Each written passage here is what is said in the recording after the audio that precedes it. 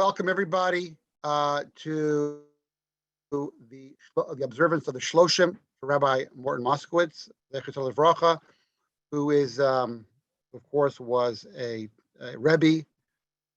Nearly everybody on the call, so spanning certainly 42 years in Seattle, Washington, and as well as decades before that in Yeshiva Torah in Far Rockaway, and of course in Pittsburgh, and even in Queens and Chafetz Chaim, and the list goes on. Okay, so we're going to begin by having Mrs. Moskowitz share a few words to kick off our program tonight. Mrs. Moskowitz, bavakasha. Thank you, Penny. So I want to thank you all for the love and support that you've extended to me at this very challenging time. Each and every call, card, visit, text, email, and post felt like a giant hug. Many have spoken of my husband's Simchas HaChaim. Being the person he was, my Simchas HaChaim was equally important to him. And so since your loving support has been invaluable to me in rebuilding my foundation of joy, I can truly thank you from me and from him. I look forward to hearing from all of you after the program is over. Anyone who would like to participate is certainly welcome to join us. Thank you all for here and all who are participating.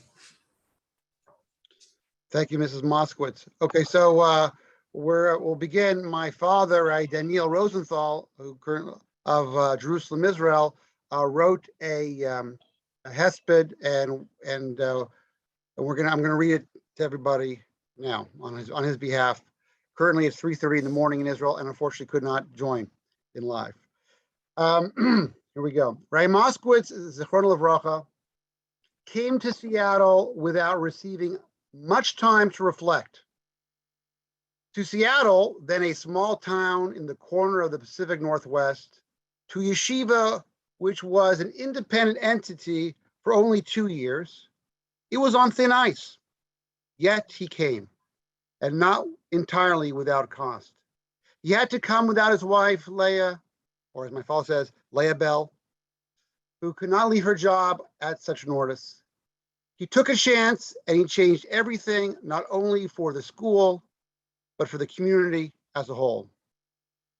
Leah Bell, I really appreciate your sacrifice to ensure that Rabbi Moskowitz was able to come and join a very unsettled situation 3,000 miles away from home. To put it simply, he changed the entire tone of Yeshivat or Hatzafon. He introduced a totally different derech of learning and a new spirit. After I showed a little concern at the fact that he wasn't, quote unquote, covering material, he said, Danny, in that New York accent of his, they have to have a yachas with the material relationship. And covering the material, quote unquote, was never going to do that. After all, covering has a somewhat superficial connotation to it, if one thinks about it. He introduced the Socratic method, i.e. question and answer, to arrive at a clear definition and understanding. The material was not covered, it was dissected, and the involvement of the students was paramount. This method was extremely effective. All questions were answered to the best of his ability and never rejected. Needless to say, this approach was not appreciated by everyone in the community and not by every pupil in the school, but in my opinion, it was educationally significant and sound, new in yeshivot in general, and effective for a huge chunk of students he taught.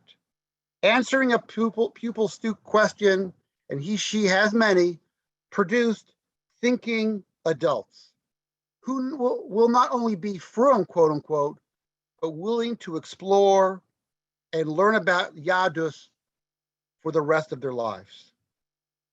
This is the true meaning of the verse of his beloved Mishlei, Perek Chav Beis Pasuk Vav. Chanoch lanar al pi darko Gam ki yaskin lo yasur mimenu. Train a child according to his way. Even when he grows old, he will not turn away from it. Right? Moskowitz's application of this in his unique way impacted hundreds of students all across the world.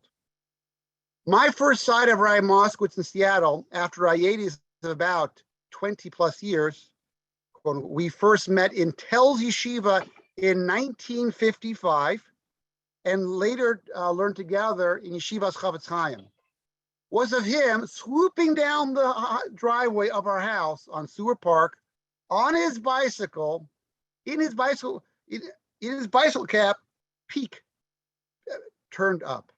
This was the new Rosh Hashiva. He was just what we needed then, totally approachable and open to all questions and ideas. With this approach, plus a team that was joined with him then, Rabbi Fox, and later Rabbi Zucker, he helped create a unique institution. For this, I and many, many other students, including my own children, are eternally grateful. Yehei Zichro Baruch. So I just want to say we have at least 10 people speaking tonight, so I don't want to monopolize the mic, as they say. I just want to say a few things. Very simply, my father gave me a gift, and that gift was Rabbi Morton Moskowitz. He arrived when I was just 13 years old. The year after I joined the Yeshivat Or Tzafon, as a ninth grader, and I stepped into his classroom, and my life was changed. I never had never experienced such a methodology of learning. In fact, for those who are on the call can feel, it didn't really feel like learning. We were having a great time. We were discussing ideas, questions. It did not have that structure, sometimes suffocating element of school. And it was liberating. It was interesting. It was compelling. And the truth is that for the last 35 years, I've had the honor personally to be involved in Jewish education. And the method that I learned, the joy of learning, the joy of sharing Torah and ideas, has been animated me to pass on that Masorah. And then the next year, my father got me another gift, and that was Rabbi Bernie Fox, who was the Talmud of Rabbi Moskowitz. So I had, and then we had Rabbi Zucker. So I had, and I've been in Jewish education for some time, literally the high school dream team, which for myself and my fellow students was really transformational. And it gave me a start in learning and to continue. And then by the 11th grade, I was able to appreciate what my father had done. I was learning, we had a whole chabur of guys learning on Saturday night. Who learns on Saturday night? But it was because of Rabbi Moskowitz's energy, excitement, approachability, energy, and then together with Rabbi Fox and Rabbi Zucker created a Ahavas HaTorah. And the truth is, the yeshiva was never, it was a difficult time back then. And what animated him, and I would argue the decision to join an institution 2 weeks before school, when he already had a situation set up in Far Rockaway, was because of his very deep and profound Ahavas HaTorah. And not only that was the key thing, and we as students, going back decades, we felt that. We experienced that, and we felt that made all the difference. And everybody, many people who went into chinuch after, who had him, always are basically, in a certain sense, channeling that spirit of Rabbi Moskowitz. And was it in the classroom, also outside the classroom? Many Sundays, we'd go off to hiking in Mount Rainier and hanging out. It was great. And it seemed very normal. Didn't have the, and this was the Rosh Hashiva. Rosh Hashiva conjures up a very formal, distant character. Not so Rabbi Moskowitz, approachable, warm, caring, loving, thoughtful, considerate. These are just a few things. So I personally am very grateful to have the opportunity to learn my earliest years with Rabbi Moskowitz, because simply He changed my life. Thank you very much. I just want to now turn it over to Rabbi Kaplan, also a longtime Talmud. Bavakasha, Rabbi Kaplan.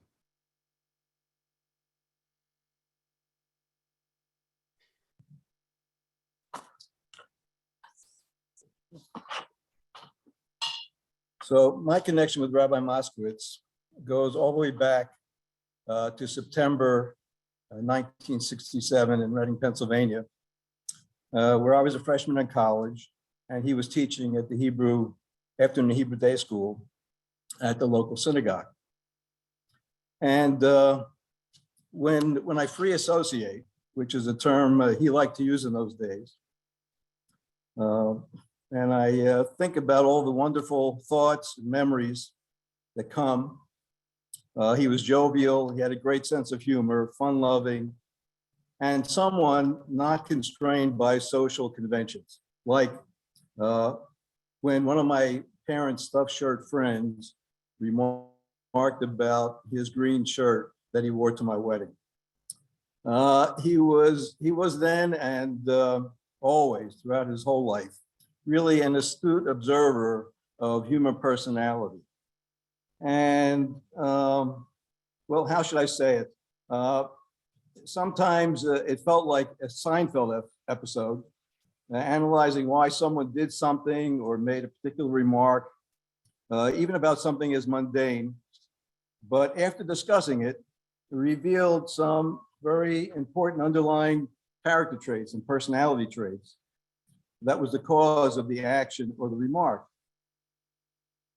These discussions and insights were later honed and refined into a very relatable set of dialogues that were composed by Rabbi Moskowitz and Doug Taylor in a collection of essays called Getting It Straight, subtitled Practical Ideas for a Life of Clarity. And it brings a lot of smiles to my face when I picture him, and I can hear his voice analyzing the everyday reactions that we have to our daily occurrences. Now, Rabbi M possessed many of the qualities of a skilled teacher. First, his personality was the antithesis of aloofness. Quite to the contrary, he was exceedingly approachable. He invited questions from all his students. He challenged us to think for ourselves, break down his position, and he was not afraid to say, I don't know, or yep, that's a good question on me, as he took a long drag on his pipe. You could ask him anything, and there was no topic that was off limits. He was enthusiastic about learning and teaching.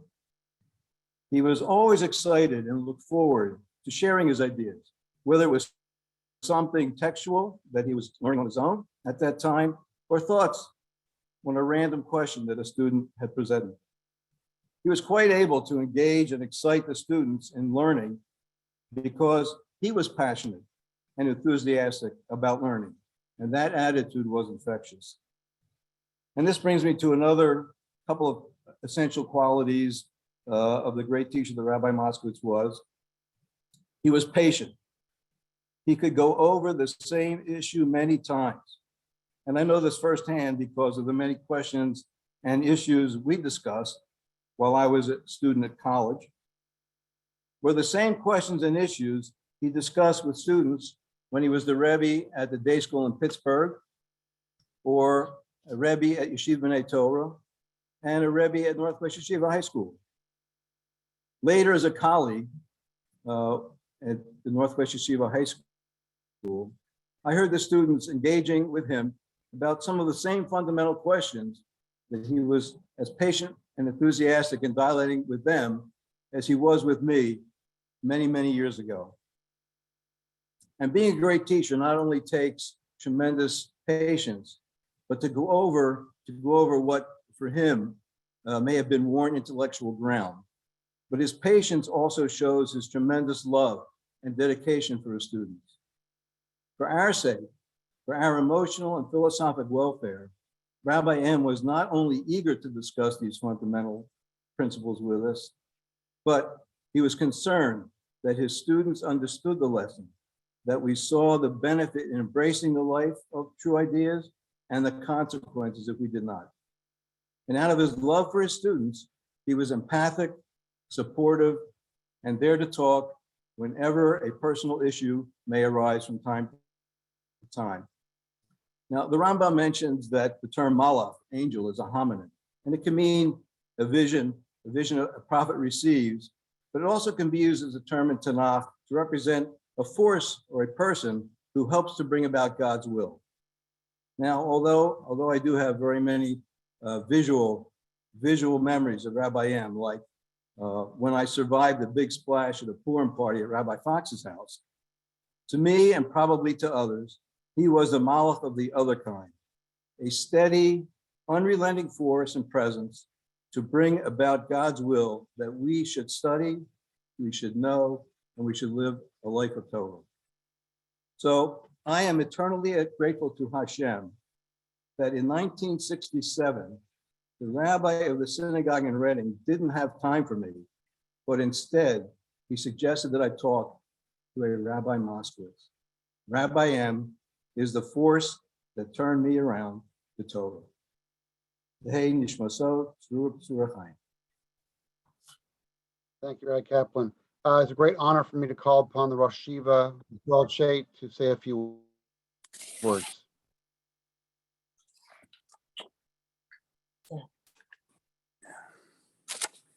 The Rambam at the end of Hilchos Chanukah says that if a person has enough money for Kiddush Hayom, the wine for Kiddush, and for Ner Chanukah, so he should spend the money on Ner Chanukah, because Ner Chanukah is Persumei Nisa. And Persumei Nisa takes precedence over Kiddush.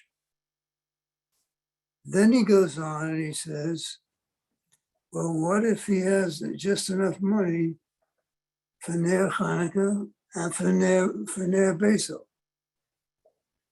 He just has enough money to either spend it on Chanukah or on a candle for his house, so he doesn't eat in the dark. So the Rambam says that he spends it on Ner Beso. Why? Because Ner Beso is Odif because of Shalom Bayis. And Shalom Bayis takes precedence even over Persumei Nisa. I have often wondered about this Rambam. How could it be that Ner Beso should be more important than Persumei Nisa, especially the way the Rambam introduces the whole system of Persumei Nisa. In his Hagdama, the Rambam says that Kach anu omrim shenavim im beis din tiknu v'tzivu likros ha-megillah b'anasu k'dei lahazkir shvacho shel HaKadosh Baruch Hu u'seshuos she'asa lon v'yakar v'shavasenu k'dei levarcho u'lahawo u'k'dei le'odi l'doros haboim she'emes ma she'evticha v'torah she'nemar migoy godla shelo it seems that the whole Torah is based on this idea of Persumei Nisa, that God is close to us, that he listens to our requests, and that he helps us in our times of need, and we have his Hashgacha. Isn't this really the whole Torah? How could a candle on a Friday night be more important than this principle which is the yesod in culture. But I think the answer is that there is a difference between a theme in a limited sense and a category from which a theme may emerge.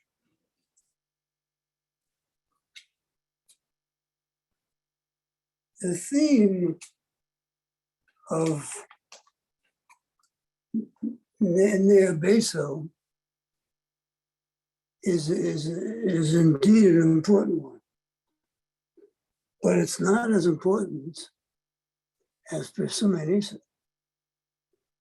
The theme in a limited sense is not as great. But when you look at the category from which the theme emerges, you have the category of Shalom, and you have the category of Persuma Nisa. So if you look at the totality of the category, then it's a different thing than looking at the mice itself. So what the Rambam is saying is that it is true that the particular mice may not be as great, but the reference to the theme of Shalom in the total analysis of the concept of Shalom and the concept of Persuma Nisa, the category of Shalom is more far-reaching and permeates everything and is far greater in terms of perfection. So the Rambam therefore says that the halachic gesture of giving precedence to Ner Beso is not because of that Maisa, that this particular Ner in his house is greater than Persuma Nisa. It is because the category of Shalom is more far-reaching than the category from which Persuma Nisa emerges. Shalom permeates everything. Osa Shalom B'Mromav. Amir Chacham Shalom L'Olam. Shalom is a category which goes so far as even to be a reference to the Shem Shalakadosh Baruch Hu. So in terms of the category from which it emerges, Shalom is greater even than Persuma Nisa, because it's an all-encompassing category which has a tremendous depth to it and permeates everything, even more than the fact that God is close to our tefillahs.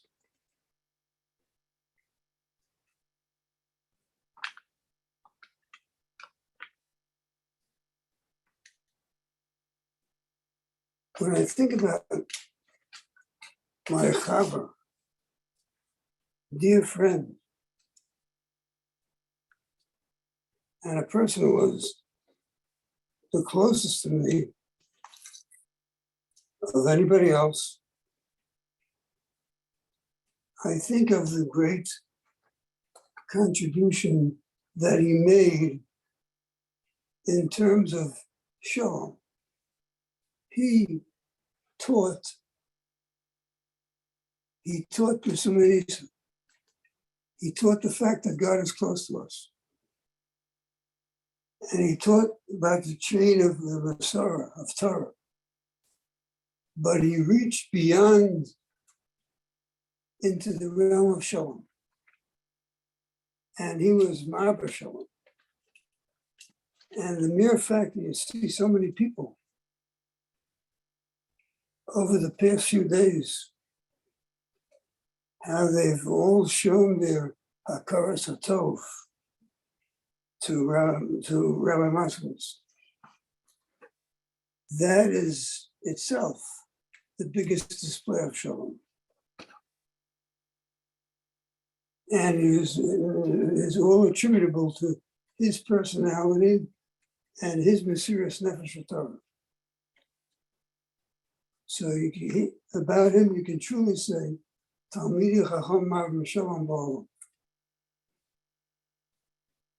But we have now a responsibility. And the responsibility is to be mechazek Leah, his dear wife, Lahavdil Ben Achaim. And I can honestly say I've never seen a greater shalom bayis than I have seen by the Moskowitzes. I don't remember ever hearing of a fight. I don't even remember any conversation that came close to it. The shalom bayis that they enjoyed was greater than any I've ever seen. I think we have a responsibility to be mechazek Leah. Because in a strange quirk of fate, the greater a person is, while it has the greatest tanchumen, it also has the greatest pain. Because of his greatness, he is missed more. And it causes more pain. So the Chazal say, Ein Adam Meis Elo Leishto, that a man dies mainly to his wife. So she suffers more than all of us. And we have to continue to be mechazik her and to continue with the memory of Rabbi Moskowitz, whose life was a life of reaching into the highest category, Osa Shalom B'Mromov, Tainish Masas Tzurah. Thank you, Rabbi. We now call upon the dear Talmud, Rabbi Leslie Younger, to say a few words.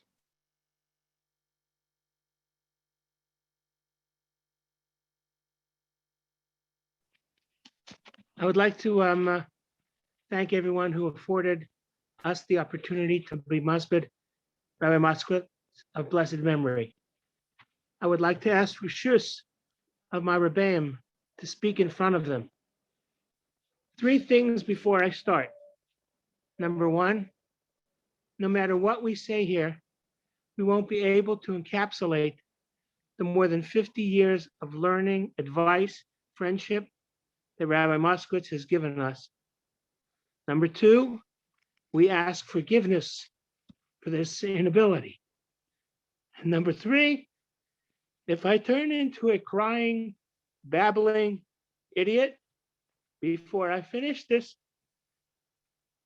you'll understand. Rabbi Chait has taught us that to be maspid a person, you try to paint the picture of their lives in words. We all agree that Rabbi Moskowitz was a teacher par excellence and a distinctly unique individual. Each of us experienced that phenomena in our own individual way. I'd like to relate one of those to you.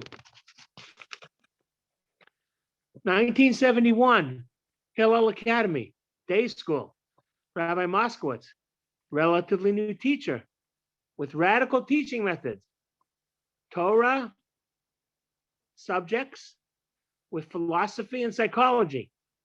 Me, 11th grade transfer student from public school. Rabbi Moskowitz had a mixed bag of students. Some wanted to learn, some not so. Some good kids, some mafia type. Each day, he would try new and innovative methods and approaches to get across ideas. When one didn't work, he would try another, as in, okay, boys, we're going to try a different approach. Nothing was off the table. Needless to say, I didn't fit into any of the established cliques and was the target that was ostracized and bullied. It got pretty bad, but coming from a public school where fighting got you paddled, capital punishment, and expelled, I remained silent. Enter Rabbi Moskowitz. What should I do? I asked. When you ask Rabbi Moskowitz advice, most times he'd give you a general direction, but he left the particulars up to you. He kind of trusted you to make your own decisions. He said two things. One, don't show them you're afraid. Two, don't show them that you're weak. Okay, how? He said, you'll work it out. Didn't take too long until on the basketball court, I was accosted by one of the thugs. To the laughter and enjoyment of his squad. So what did I do? I picked up a red brick that laid on the side of the basketball court, and in front of the guy's face, I snapped the brick in half with my bare hands. I sent a cloud of red dust covering my tormentor's face. I said, if you bother me again, or anybody else, this is what I'll do to you. It didn't take long until the whole schoolyard saw the red dust over his face. And the big man on campus, his days were over. So what did Rabbi Moskowitz do the next day when we got to class? He said, okay, boys, anyone who misbehaves, 3 minutes with Leslie in the other room.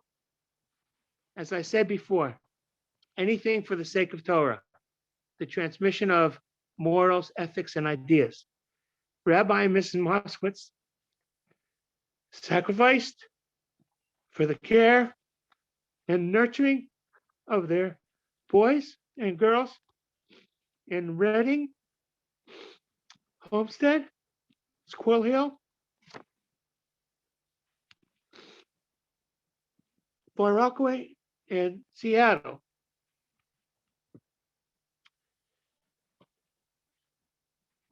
Their chesed is legendary. We can never repay them for all of the chesed. We can only carry on by living the ideas that he taught. May Hashem give Mrs. Moskowitz many, many more years of strength and health. She'eh neshama tzrara b'sur s'chaim.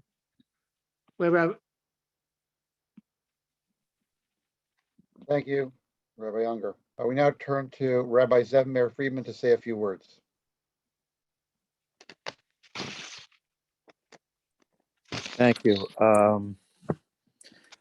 I know there's a number of guys that spoke that had the opportunity, the special schus, to learn by Rabbi Moskowitz and considered him legitimately their Rebbe. I wasn't in Seattle. I was a Far Rockaway guy. I was in yeshiva.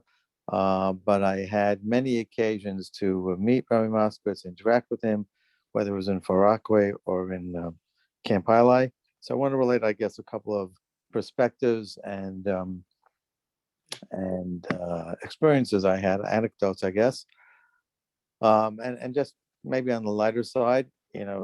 He was an individual, as was said, very approachable. You can ask him any questions, and you never knew what answer was going to come out, except for 2 times. If you'd say, like, Rabbi Moskowitz, what's an ego? He'd say, that's an emotion. And the other time he'd say, what's the story? He'd always say, there were 3 little bears. So those were kind of the lighter experiences. My first interaction, I don't know if Rebbe would recall, it was a Thanksgiving, probably about 50 years ago. and I was at Rebbe's house. I was in high school, I guess, at the time. And a car pulls up and a very jolly fellow comes out. And I'm wondering, like, honestly, why is Rebbe hanging out with this jolly fellow? And Rebbe said, no, he's a very special person.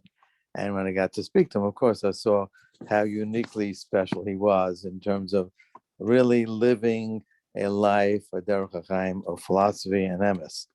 And Bobby, Rabbi Kaplan spoke a little while ago. I remember when Rabbi Kaplan, then Bobby, and I think your friend's name was Eric, used to come to Rebbe's house for sessions. I think we'll call the sessions.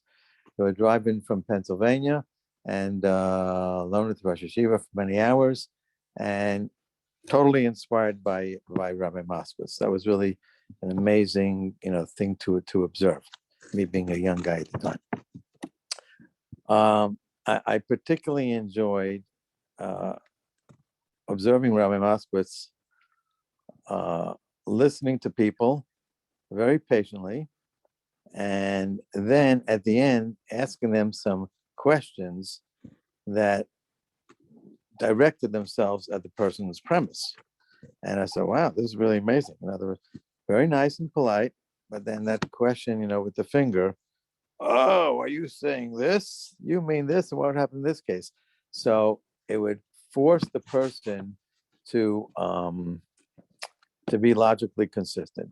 And that's why many times he would say, my students call me Honest Morty.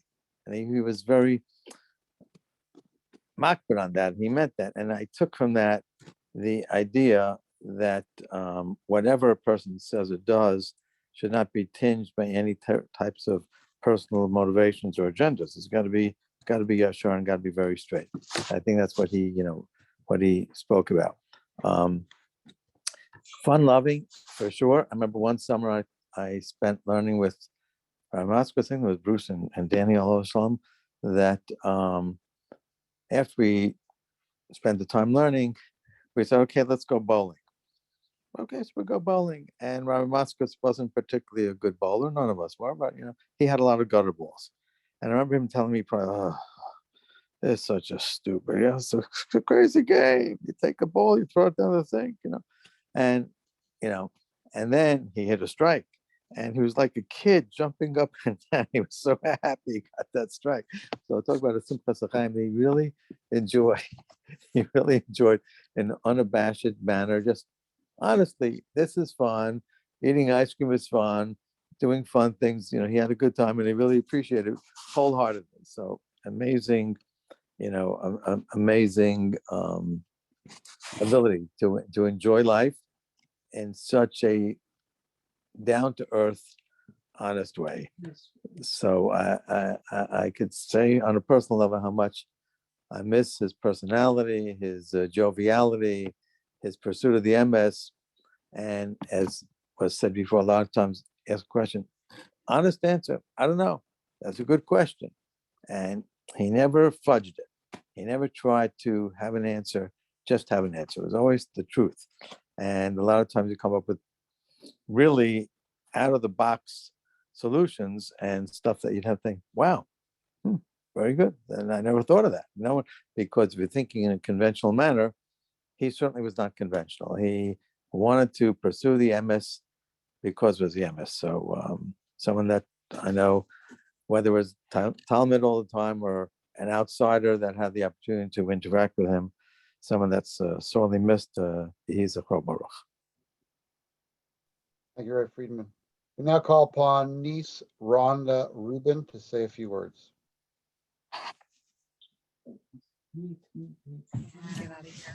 Hi.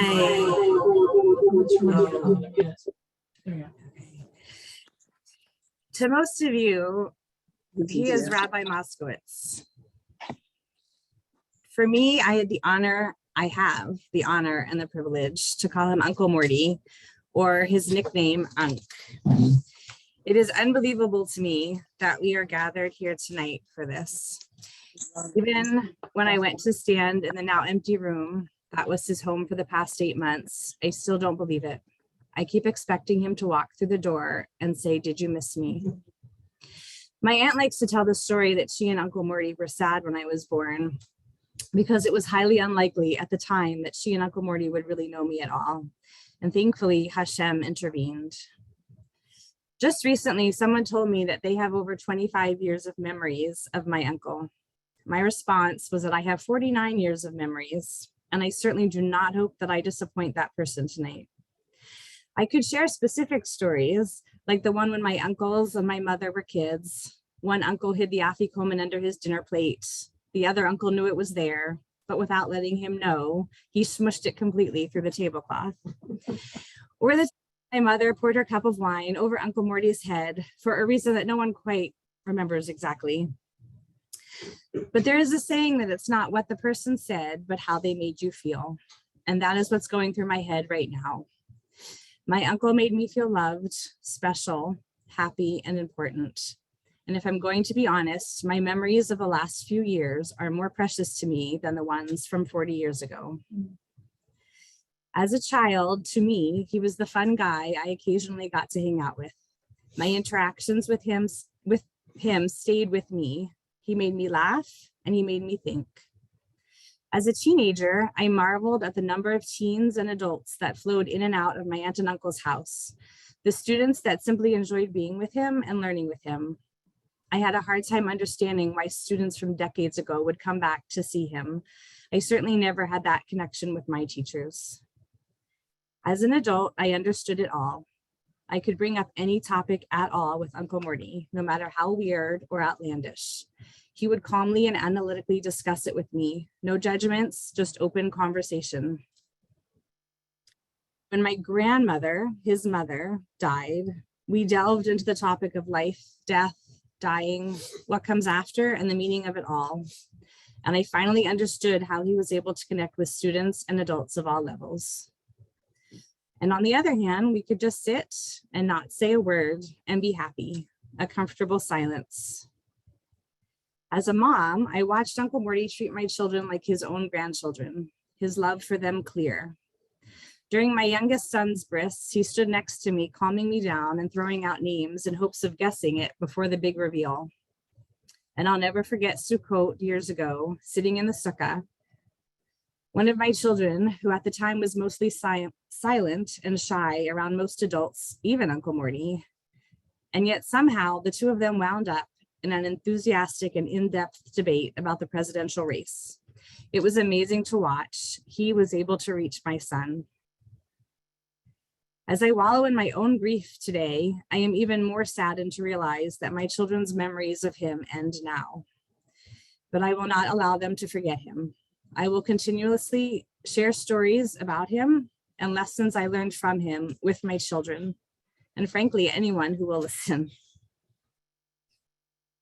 I will share his sense of humor. A common conversation between Uncle Morty and me would start like this. Hi, how are you? I'm fine, can't complain. Well, you can, but no one wants to listen to it. Followed by giggles on both sides. During these past few years of dealing with dialysis, pain, and discomfort, my uncle earned the right to complain 1,000 times over. And yet he stayed strong, understood that this medical necessity kept him alive, and rarely, if ever, did I hear a complaint from him, except, of course, when I arrived in the house. Are you here again to terrorize me more? He would say, smiling. His sense of humor stayed with him through it all. In fact, the Shabbat before he died, he told my aunt and I a joke about pirates. While neither Aunt Leah nor I can remember the joke, we both remember the hysterical laughter that followed for a good long time. I will share his adorable side. I would bring him homemade desserts. When I would arrive without them, he would ask, "Where are my treats?" His favorite treat was vanilla ice cream, which he enjoyed until his very last day. He would ask my aunt for ice cream, and the caregiver would give him one scoop. And when finished, he would cutely ask for more and more and more. How can you say no to that handsome face? And of course he got more. Whenever I left the house, I would say, "Be good, Unc." But with his sheepish grin, he would shake his head no. I will share what I learned about love, devotion, and marriage from him and my aunt. Their connection, unfailing support, love, and devotion through all the ups and downs of life is the most beautiful thing. When I visited my uncle at the Klein Gallon, his first words were, "Where is Aunt Leah?" When he was home sitting in his chair, he always wanted her by his side, holding her hand. He didn't want to nap so as not to miss a single moment of time with her. He even made up and sang a song about her. I will share his and my aunt's full determination to live, to fight for life, to enjoy every moment of life that God gives you, to be grateful for all the blessings in life, and to look at each day as a new opportunity for good. The world has lost a scholar, a man with a zest to learn, a man filled with kindness, empathy, and love, a man who touched hundreds of lives. But me and my family have lost a rock, a loving, supporting husband and father, a remarkable uncle who will live on in our memories and shared stories of him. Winnie the Pooh is quoted as saying, "If there ever comes a day when we can't be together, keep me in your heart and I'll stay there forever." Uncle Morty, you will be in my heart forever. Thank you so much. We now call upon Rabbi Howard Ball to say a few words.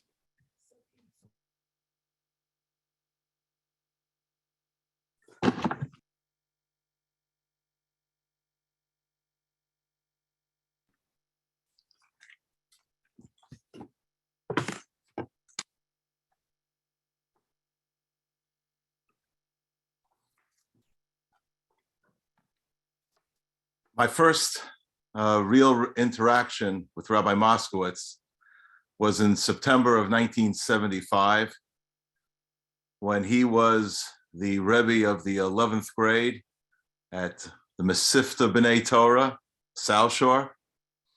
And my words that I'm going to share about him, I think are in line with the idea of Chazal, of tzadikim divrayam heim zichronam, that when it comes to the righteous, their own words are their memory.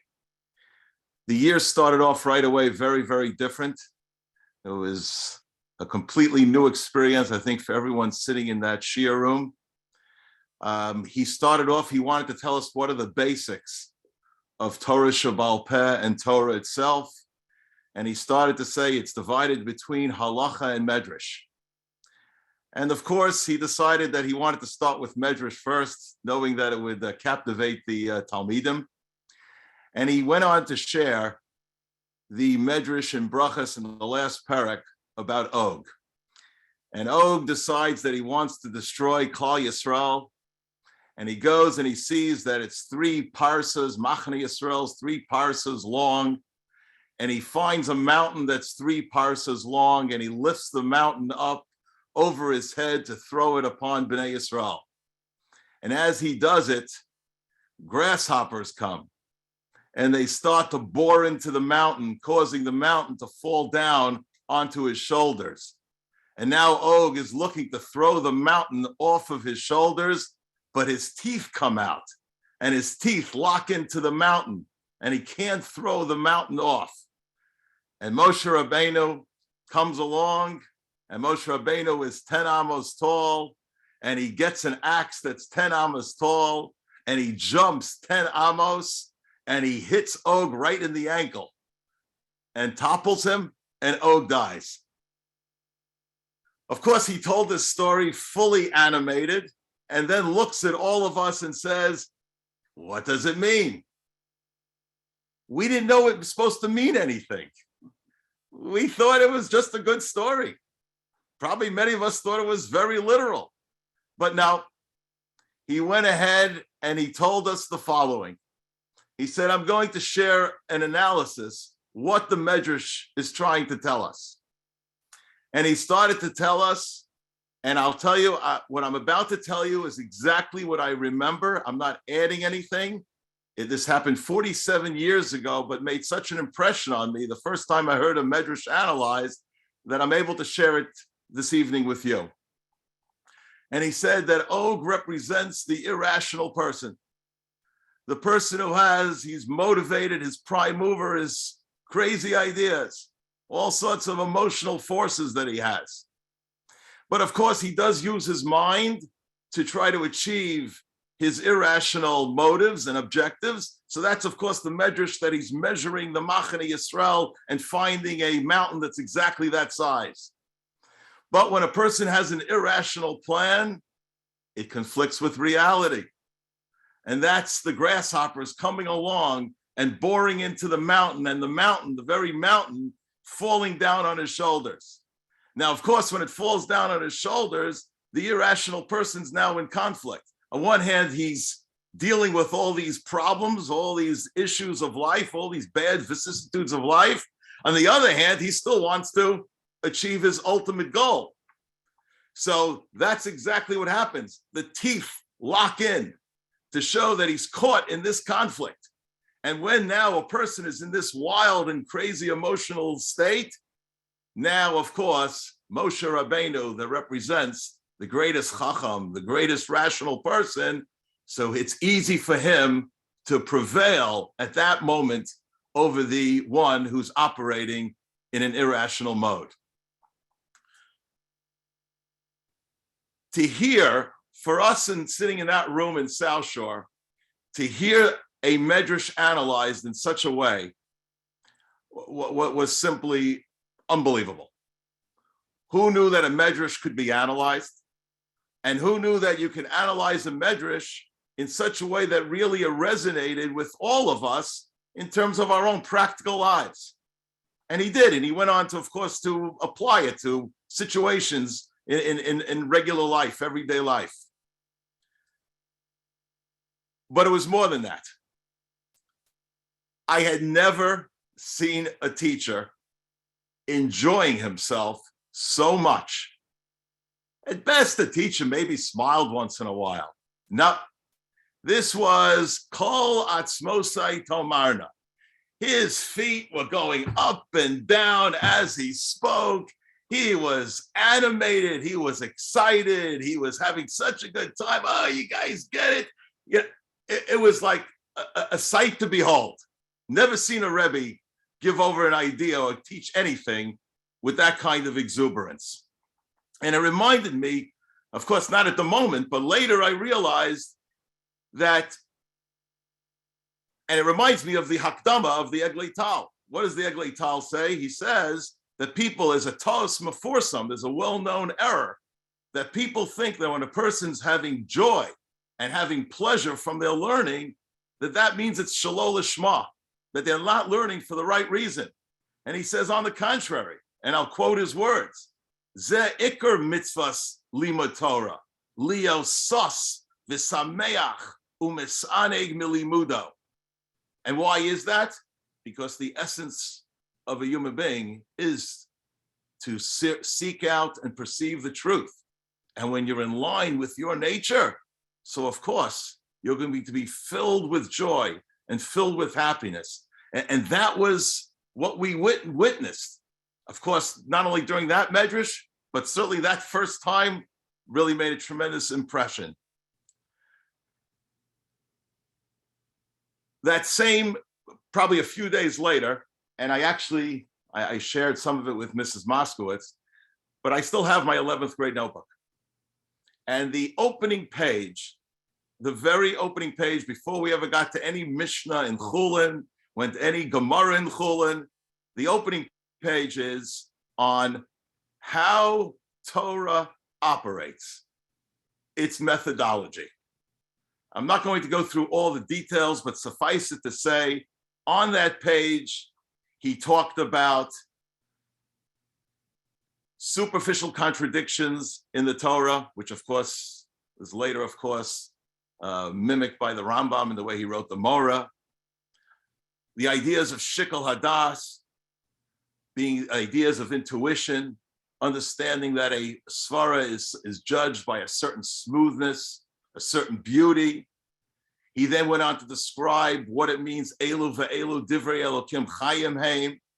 He talked about the difference between a havamina and a maskana versus a machlokas. And I look at this page, it's simply unbelievable. Like, who knew that the Torah had such basic concepts underlying its system? Until then, what did we do? Wherever we went to yeshiva, you opened up a Gemara, you just started to learn. All of a sudden, we found out there's a methodology, there's a whole epistemology to Torah. It was really eye-opening what he shared with us in those first few weeks and months of that yeshiva year. So I take away that not only did we witness Torah Lishma, we found out the depth of Torah thought from him, but also in reflecting, I realized how patiently, and it's been said by other speakers before me, how patiently he explained each idea with examples that he wanted to make sure every student, every Talmud in the room understood each point he was saying in a very clear manner and directed towards them. He really was a master Rebbe and teacher. A few years later, I was about to say I had the zchus, but I don't want to sound so frum about Rabbi Moskowitz. I would say I had the pleasure and fun that he asked me to learn with him in the afternoons, preparing his shiur, I believe, in Moed Katan. And every afternoon, I would walk over to his home at Jarvis. The only taina I have against him was the fact at the time he was on this bizarre cabbage diet. So it was cabbage all afternoon. But he did have a tashlum, and he did have a makeup that he did provide Borkum Riff whiskey, tobacco, and Captain Black. So at least I had some type of oral pleasure during that afternoon. But the cabbage was there. But I will say this, in learning with him on those afternoons, I got to watch him as a Rebbe preparing for a shiur. And he used to always say, all we need are two good svaras. Two good svaras. At first, I didn't understand what he meant. Why do you only need two good svaras? But then each time we would get a svara at the end of the session, he would then spend almost as much time figuring out how he was going to present it. And if those who remember, Rabbi Moskowitz gave the lowest shiur in the yeshiva, and he really wanted the Talmidim to really appreciate what a svara was, why it fits the facts, why this is the right way to go about it, inductively, intuitively. And he would spend time with me really preparing how he was going to give it over the next morning. So it was really something I really gained personally, not just learning, of course, all that Torah every afternoon for that year, but also witnessing him as he prepared, as he was a Rebbe preparing, and how serious he took the very presentation to his Talmidim. So let me conclude by saying the following. His Torah Lishma, which was every time he spoke in Torah, it was Torah Lishma, with all its joy, with all its exuberance, in every shiur, in every discussion that he had, has greatly benefited hundreds of Talmidim at the yeshiva, and of course in Seattle over the 40 plus years. But via his Talmidim, it has resulted in the chinuch of thousands upon thousands who don't realize how greatly they have benefited because of Rabbi Moskowitz. Tehina shel tzrura b'tzor hachayim. Very bold. We now call upon to a beloved Talmud, Salman Azos, to say a few words.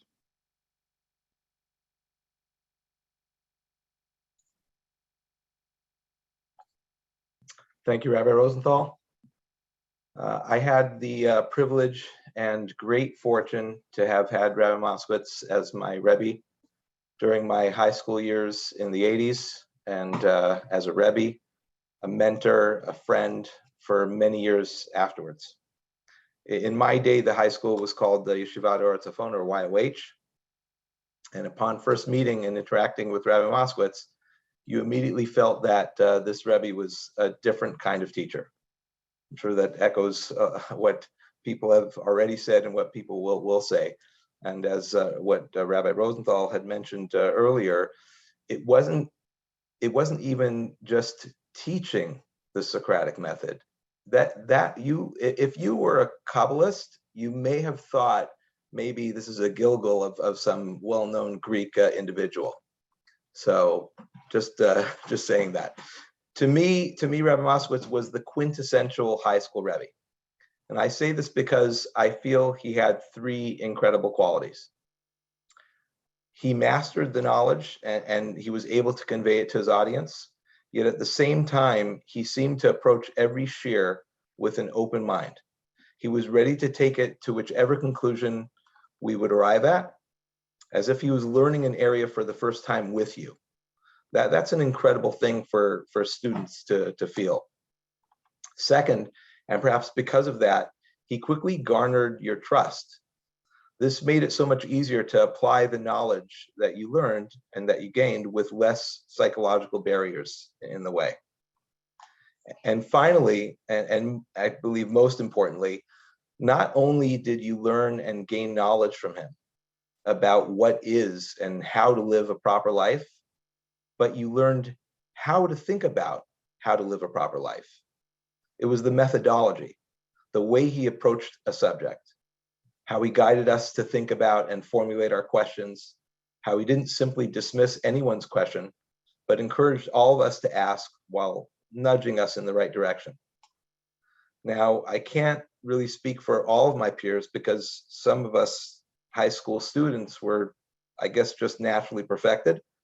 But if you were like me, a normal teenager, high school was not an easy time. You face many challenges and crossroads, and at least for me, Rabbi Moskowitz was a primary, perhaps the primary positive influence in my life that allowed me to internalize the learning and the ideas that we shared. Even when there was no obligation, whether it was after school, on Shabbat, on different trips, the hikes we had, the learning was never forced. You simply enjoyed it. You looked forward to it. After getting married and returning to Seattle to visit with my family, it was always important for Chumi and I to visit the Moskowitzes with our kids. He always had a genuine interest in what our kids were up to and making a connection with them. We shared many great times and many more great ideas. And I will always be grateful to Rabbi Moskowitz for the extraordinary influence he had on my life. Ti nishmatot tzrura b'tzrura chaim. Thank you, Solomon. Now call upon Rav Pesach J to say a few words. Thank you, Penny.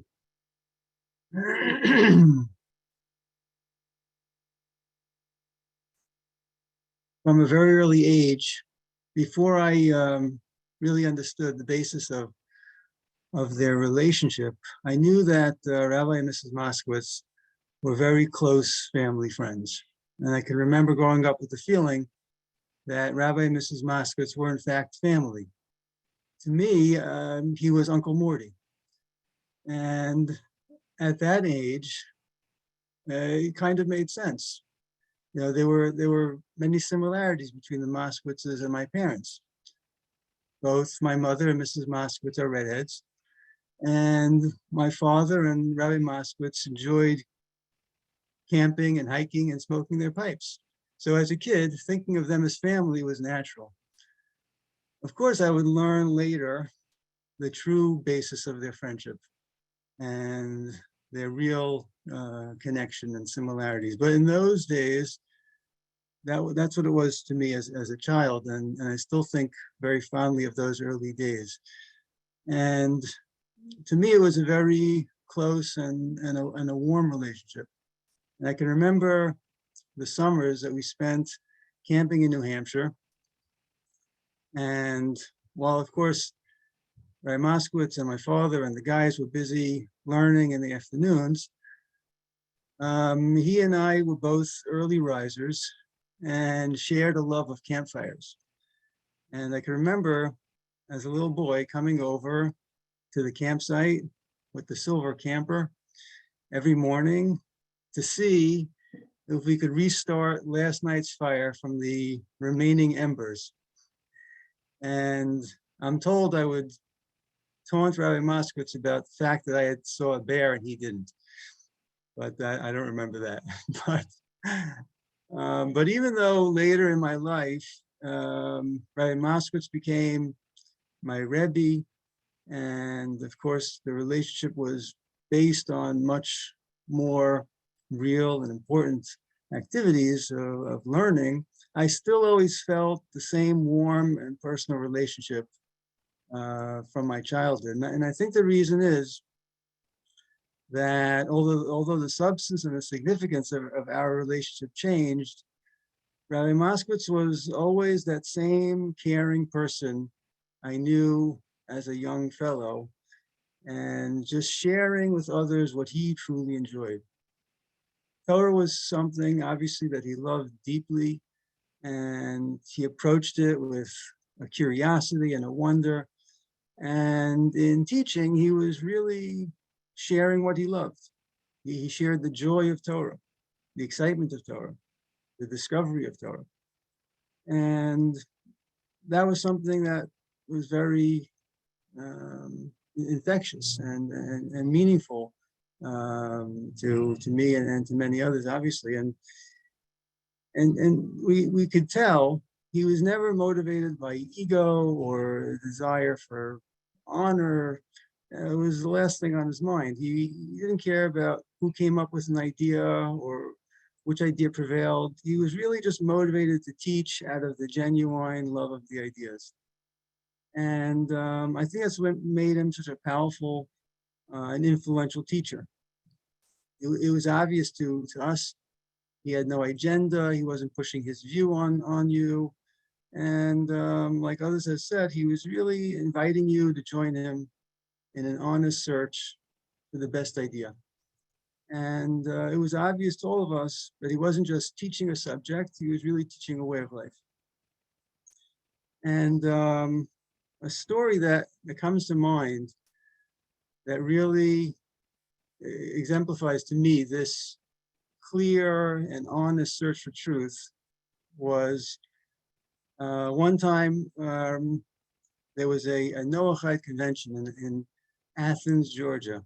And I went with my father and Rabbi Moskowitz and several others to this convention. And obviously there was going to be, my father was going to deliver Torah and Rabbi Moskowitz, but they also had other speakers on other topics. And at the time, the Dead Sea Scrolls, I don't know, at that time they were big, it was big news.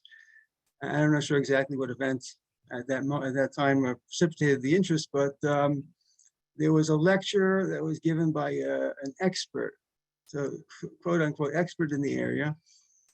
And he's trying to draw all kinds of conclusions from the contents of these scrolls.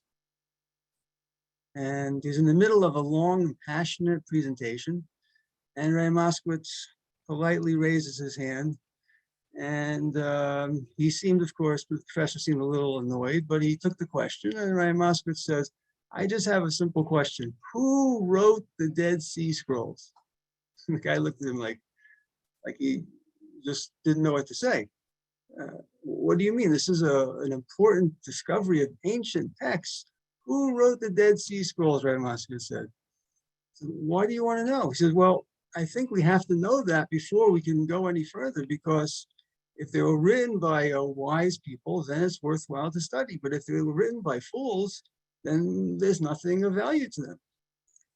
And he was just, the expert was just stunned, as if he hadn't thought of this question before, and really didn't know what to make of it. And I was just amazed at how Moskowitz, he wasn't trying to be provocative. He wasn't trying to catch the guy. I think he really thought he must have had an answer if he's studying the subject. He says, this is, the most basic point you have to get past before you can go further. So he honestly, I think, felt he must have this answer. And to me, it was eye-opening how everybody was just impressed with the title, the professor, the expert, and Rabbi Moskowitz wasn't swayed by the titles, by the conventional wisdom, the popular views. He was just simply asking a logical question that somehow had escaped everybody else. And I can't remember the conclusion of the story. I wish I could. Maybe Rabbi Kaplan remembers, but somehow at the end of the conversation, Rabbi Moskowitz kind of concluded or conceded that there is some value to this study that the person had been engaging in and dedicating his life to. But in Rabbi Moskowitz's words, and I can still hear his voice, he says, "Oh, it's important." He says, "Oh, like a sewer, you mean?" It's important, but nothing that's really valuable intrinsically, something that maybe has some practical value. That was it for that lecture, I think. So anyway, that's the way I think of him, as really just this unassuming, unaffected, truly humble truth seeker. And of course, I think that really comes through to every Talmud, and was something that really made his classes unbelievable, and his lessons really heartfelt and impactful.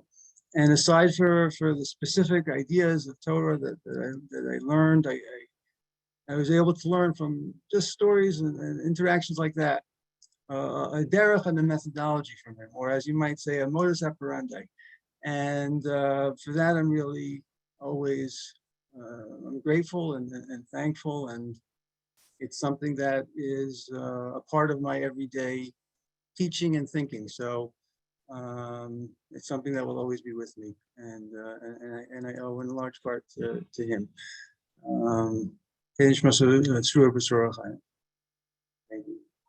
Thanks so much for Asa. I now invite Rav Chaim Daniel Weiss to say a few words.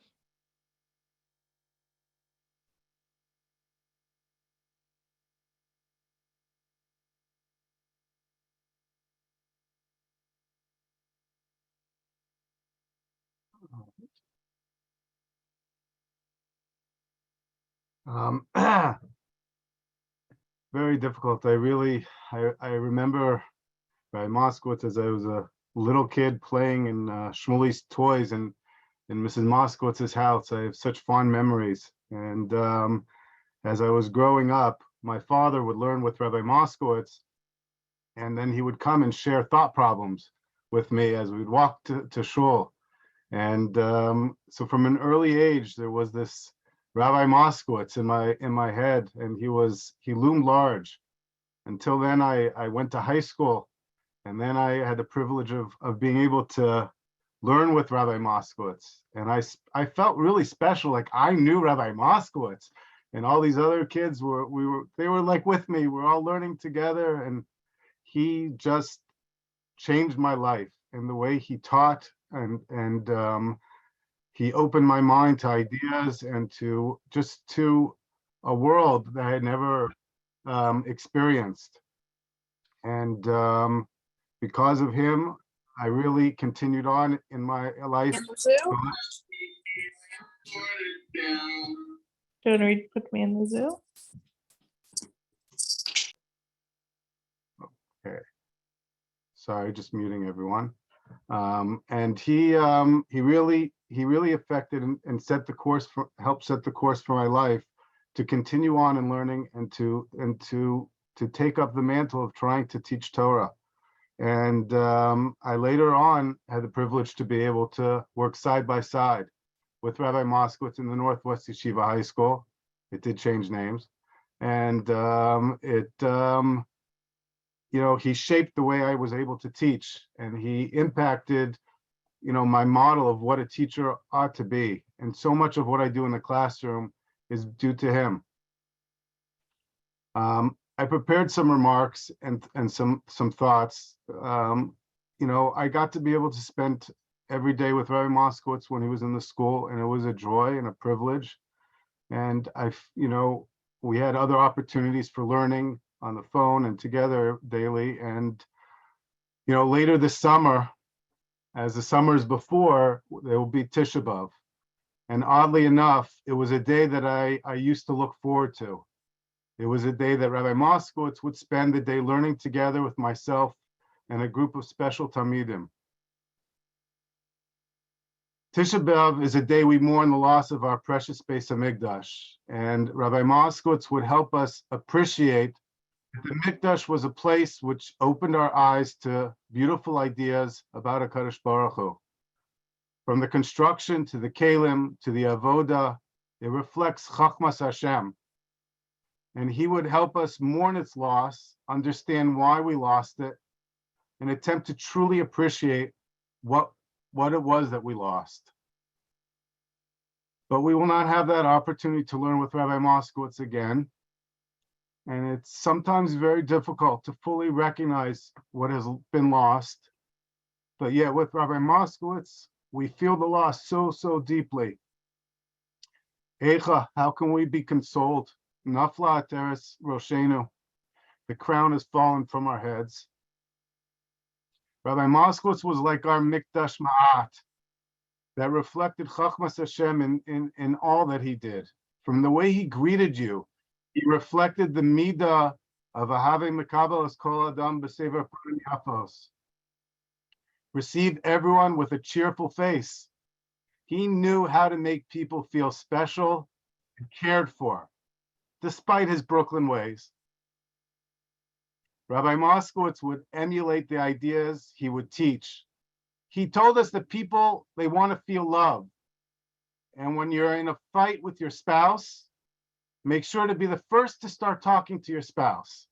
It'll show them you still care, and they will feel more open to working things out.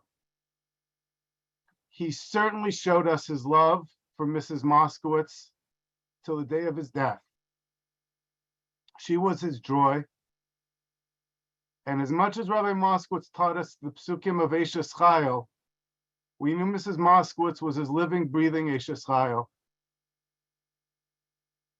She was his partner in life, and it is so hard to imagine one without the other. We love her deeply. Rabbi Moskowitz would give us advice on all things in life, but he also had the humility to say when he did not know. He never had airs about him, but he generally wanted to help you. At a minimum, to at least be a sounding board for a problem you might have. Boy, did we have problems, and he always listened. And I know that many of us here today have had the benefit of being able to get advice from Rabbi Moskowitz. I will miss going to a dinner, a kiddush, or some social affair and have Rabbi Moskowitz to discuss an idea. While others may have dreaded these affairs, and he may also, I look forward to them because it was a time to discuss a question with Rabbi Moskowitz. I had to prepare and think about what am I going to discuss. Now I'll miss him at every affair. Rabbi Moskowitz, wherever he was, whether it's hiking up a mountain or sitting and waiting for an appointment, his mind was in thought. He was also comfortable being alone with his thoughts, whether it be exploring the depths of his psyche, a pasuk in Mishlei, something from the Parsha, or thinking about a question someone asked him. He was able to transport himself into a world of thought. It was mesmerizing and inspiring watching him pour his energies into Torah. It was a privilege when you got to join him in this adventure of learning. Besides the beautiful ideas which he shared, his actions and passion for Torah, he affected everyone around him. We were all drawn to the words of Torah because of Rabbi Moskowitz. We say every day, V'harevna Hashem Elokeinu es divrei Toratcha b'finu b'fi amcha beit Yisrael. Hashem should make sweet the words of Torah in our mouths, and in the mouths of your people, the house of Israel. Rabbi Moskowitz helped make the words of Torah so sweet to us. His sharp ideas, his clarity, the way he would set up a step-by-step argument, explain a kasha and teretz of the Gemara. He would make us aware of this internal world of the psychology of a human being, of our own psychology, our own jerkiness, as he would call it, and make us think into ourselves and be aware and self-aware. He impacted so many people to Torah and his students They continue to share those words of Torah they heard from him. Rabbi Moskowitz is no longer with us to share his new chidushim, his new method of mishlei, his approach to life, but hopefully in some way we can continue his legacy by continuing to be involved in the world of Torah and sharing those ideas with those around us. He may not be with us, but his ideas and the image of who he was lives on with us. The Gemara in Rosh Hashanah on Yud Ches Amud Beis says, "Sheshkula misasan shel tzadikim kisreifas beis Elokeinu." The death of the righteous is equal to the burning of the house of Hashem. The loss of Rabbi Moskowitz is like the loss of the Mikdash. We will always remember. We will never forget what he meant to us and what he taught us. Thank you, Rabbi Weiss. I turn to now beloved Talmud Nisan Harel to say a few words. Thank you.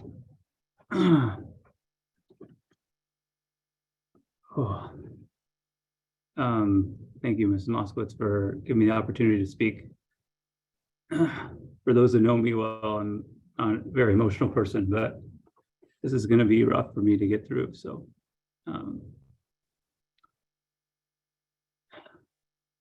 most people live a life that's compartmentalized. We have our family, we have our work life, our social life, our religious life, and depending on the circumstance we're in, we act or do different things, and the way we act may vary. Rabbi Moskowitz was never that way. No matter what the circumstances, no matter what the situation, his decisions and actions were determined by Chachman Hashem. For him, there was no other way to live. If he wanted to be happy and enjoy life in this world and the next, then there was only one path, and any other option would ultimately lead to harmful consequences. This is what he taught his students. He showed us how living a life of Torah and Chachma would lead to a life of peace and happiness, and that any other option would bring about tremendous conflict and consequences. He didn't show us this by talking about religious fire and brimstone and trying to scare us into submission. He just simply showed us in the real world, using everyday examples, how the life of Torah was superior to any other choice. This is the gift Rabbi Moskowitz gave his students, the gift he gave me.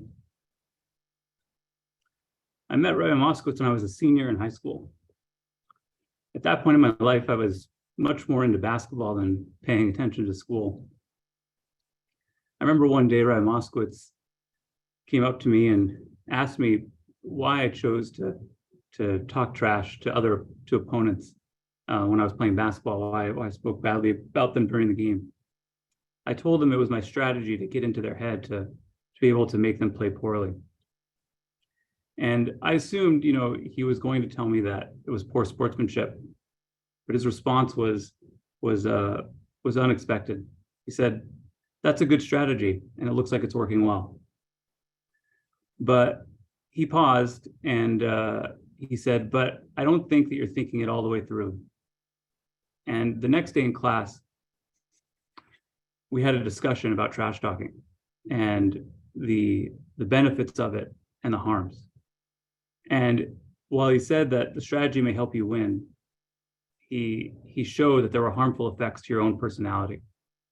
And he told me that I had to make a choice between using that strategy to win and having that impact to my personality or not.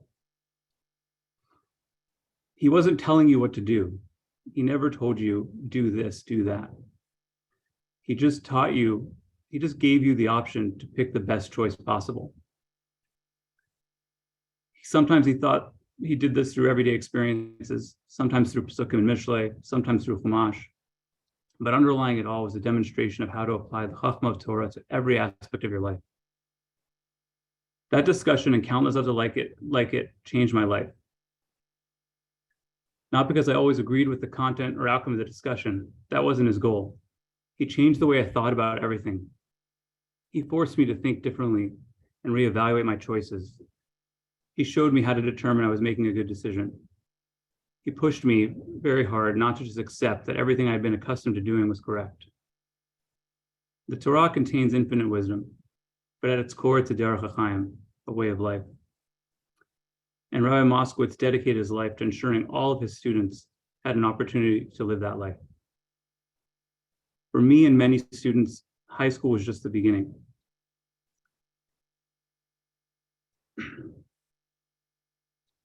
In high school, he awakened our minds to the Torah, but he wanted to ensure that we always remained in that life.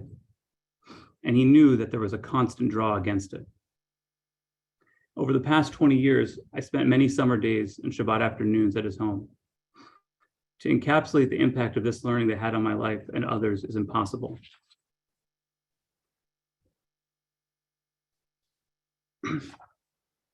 It's impossible to apologize. It's impossible to really express how this impacted me, but I just want to start out with an introduction. He used to say, Rabbi Moskowitz translated that as the one who is wise, the one who can foresee consequences. This was his philosophy and what made him unique. He didn't just want to pass on a corpus of knowledge. He wanted to make that knowledge so real to us that we could foresee what lied ahead, whether it be positive or negative. When I think about my time learning with him, I don't often remember the specific pasuk we learned or the specific shiur he gave, but I remembered how those years of learning impacted me. It impacted what a job I chose. It impacted what activities I do today. It impacted how I interact with others. It impacted how I am as a parent, how I am as a husband. He made these ideas so clear and real to his students that they impacted our entire personality. Rabbi Moskowitz was an amazing person that I don't know what I'll do without. Every time I had a problem, anytime I had an issue, he was there helping me work through it. He helped me when my son was sick, my father passed away. He was an amazing, amazing person. And when I think of him, I think of a pasuk we learned together. Pasuk was from Mishlei, and it was Rav Adam Yikra Ish Chasto V'ish Emunim Miyimsa, which is translated, many people proclaim their kindness, but who can find a trustworthy person? And there are different interpretations of this pasuk, but Rabbeinu Yonah was what we were learning that day. And it explained that there are many people who explicitly or implicitly make their acts of kindness known publicly, but you can't trust them to do acts of kindness in the future. Only someone who conceals their kindness can be trusted to do kindness in the future. So of course, the question is, why would that be? Both people are engaging in acts of kindness, so why is one more trustworthy than the other? And what does it mean to conceal your kindness? Do you have to go out of your way to make sure it's not known publicly?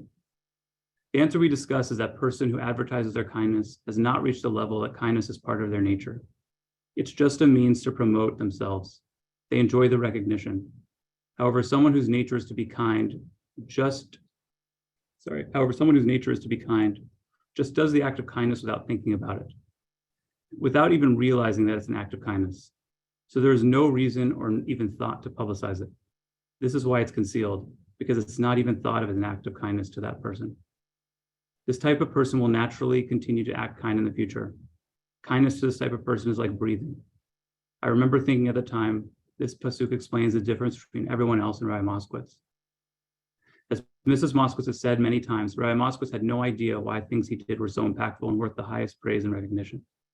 He lived the epitome of a Torah life guided by Chachman Avas Hashem and wanted to transmit that to all who would listen. What he did for everyone he encountered was the natural outgrowth of who he was and what he thought the right thing was to do. He didn't think he was anything special. But about this, he was absolutely wrong. He was very special, and I feel blessed to have been a student. Thank you,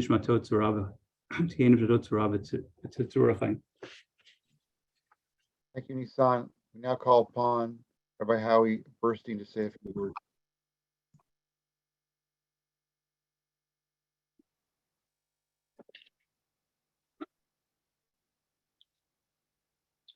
Thank you for the opportunity to say Divrei Hesped for Rabbi Moskowitz. There's a story about 5 blind fellows and a Mack truck. They were all trying to grasp what a Mack truck is. One heard the engine roar and said it has a lot of power. Another felt its cargo and said it carries a large load. Another one walked from the front to the back and declared it had a lot of depth. Still another one had trouble traversing the whole truck and felt like he almost wouldn't make it around its perimeter. And finally, one sat in the passenger seat and declared, this gives a smooth ride. So we have our beloved Rabbi Moskowitz, likened to a Mack truck.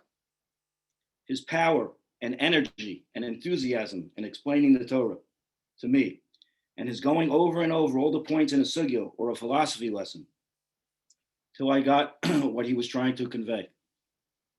His no-nonsense approach, getting to the core and depth of the idea, his knowledge, especially in using examples, and sometimes they were out of left field to get his point across. Sometimes trying to hold cup. When he did that, one felt like they aren't going to make it to get to the finish line. And he did all that in a beautiful presentation, a smooth ride, if you will. That was my experience. A 20-year-old Baal Tshuva who Rabbi Moskowitz showed a book to for the first time with no vowels. I'm talking about my first experience with the Gemara, Makos, the third parak to be exact. Let me tell you a story before he was Rabbi Mishleowitz, when he was actually Rabbi Midrashkowitz, as Rabbi Bald had said. He was teaching us fellows. I remember Rabbi Feineman and Rabbi Mark Solomon in the class. We were doing Klelek, which discusses what it is like in Olam Habor. One opinion that the Rambam brings down says, when one goes to the Olam HaEmes, you are with family, you have riches, all the things in the physical world. And Rabbi Moskowitz is going on and on about how this seems to be true. And I'm saying to myself, this can't be. And if it is that way, then Judaism is just not for me. Then Rabbi Moskowitz concludes that no, these are just opinions that the Rambam brings down, but the true Olam HaEmes is ideas, thoughts, and Torah. The next day I tell Rabbi Moskowitz that I was almost out of here.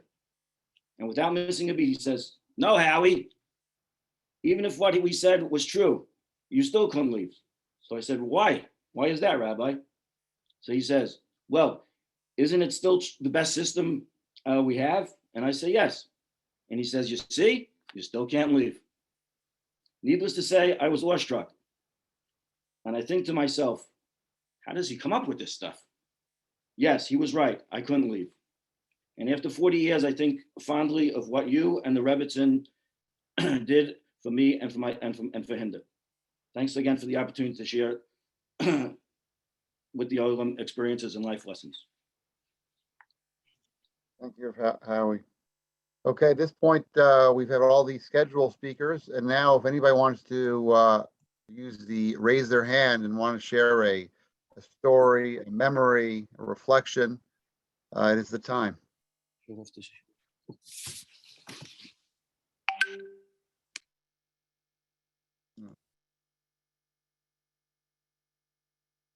Okay. Okay. All right, I think we're good. So, Ray Weiss, do you see anybody raising hands? Really? I saw Rabbi Feinerman raise his own hand as opposed to the digital hand, but I think that'll work. All right, so let's call upon Rabbi Feinerman. But if you could raise the digital hand, that would be easier to spot. There are a lot of people on. All right, good. You're on, Rabbi. Just very quickly, talking about his patience. I had my first teaching job outside of tutoring. It was a Sunday morning job at Highlight High School. So they had class from 9 to 12. And for students who wanted to stay, I got them from 12 to 1 on Sunday. You can imagine the type of students that would stay, not necessarily so serious, and I didn't know what I was doing. And every Sunday, I would come in and totally prepared, and it would be a disaster. And I go immediately from Highlight, from the school, to the Moskowitzes, And very often Rabbi Moskowitz would take me to Atlantic Beach. We'd walk on the boardwalk. And I would say, okay, so here's what I said, and here's what they said. And then here's what I said, here's what they said. I said this, and then I completely lost them. And he would dissect every move of what I did and how I could have anticipated what their reaction would be and why I lost them. Okay, Rebbe, I got it. Next week, the exact same thing would happen. This went on for months. And he was teaching me how to teach and the patience that he had in order to really help me, to mold me. This is just one example of how he would mold me. Clearly turn me into the person that I am now.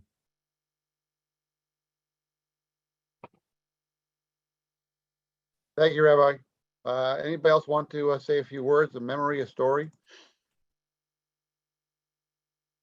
Yeah, there's 120 people. Okay. Leslie Kaplan. Leslie Kaplan, you're on. Okay, I'm on. Thank you. I just want to show proof of Rabbi Moskowitz in the green shirt at our wedding. Can you see it? Very nice. Okay. So, but I do want to say he'll be in our hearts forever. And that's it. Thank you very much. So, yeah, how's it going? Eric, you want to say, Erica, you want to speak?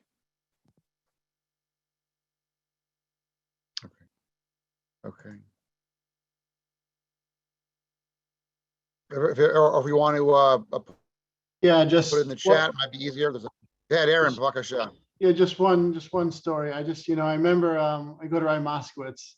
So he's always, doing Mishlei, and I always used to try to get him to do something else, I used to like, Rabbi Moskowitz, what about like Koheles? Can't you do, Koheles or Shlomo HaMelech? It's Chachma Shlomo, you should do it. It deals, so, it's dealing with, the problem man's ambition, what he needs to be doing, or what you should be doing something else. And he says, Aaron, he's like, the problem here is, why do you need me to be doing Koheles? Why does it bother you so much that I'm doing Mishnah, So I just remember in Moscow, he's always had that ability, that insight into like, something's bothering you. What's exactly driving, So I think maybe you have to work on your own ambition, that it's like, it's caught up in me, that you're something's wrong with you, that you need me to be doing something besides Mishnah. I hear it, Moskowitz, I hear it. So, I appreciate every moment I had with him, and Mrs. Moskowitz, it meant a lot to me coming to your house. And just wanted to share that memory. Thank you. Beautiful. Anybody else would like to say a word to memory? Rabbi Yossi Ezos. Yeah, I just wanted to add two very brief thoughts to the speakers that spoke very well this evening. So many of them really encapsulated so much of what I've been thinking about with Rabbi Moskowitz. Just to add a couple of things, are just personal reflections. When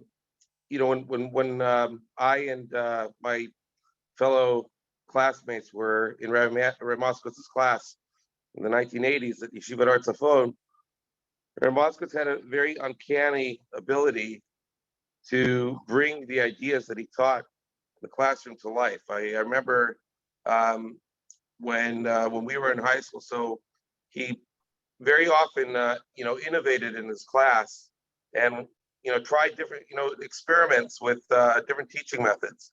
And one of the things that he did when we were in high school was that he innovated in his Mishlei class an assignment that after we learned about a dozen or maybe 15 different ideas in Mishlei, so he would assign what we called illustrations in the class, where the students had to come up with real life applications of the ideas that we learned in the classroom. And I think that was really a unique thing for me in high school to, and so something that I really carried with me throughout my life, to, take what the Torah that we learned in the classroom and to apply it in the real world. The other brief, thing that I wanted to mention was that Rabbi Moskowitz very often would open up, and usually this happened on a Friday, where he would just open up the class to just questions. Anybody could ask any question that's on their mind whatsoever. Didn't even have to be Torah related. It could be any question in life. And there were many unique questions that were asked in the classroom. And some of the questions Rabbi Moskowitz, was very honest about and didn't have a direct answer. But I can honestly say that really any question that was asked, I don't think that there was one question that he didn't have an insight about. At least, if he was honest about not knowing the actual answer to the question, there was always something to be learned from the way in which Rabbi Moskowitz approached how to answer the question.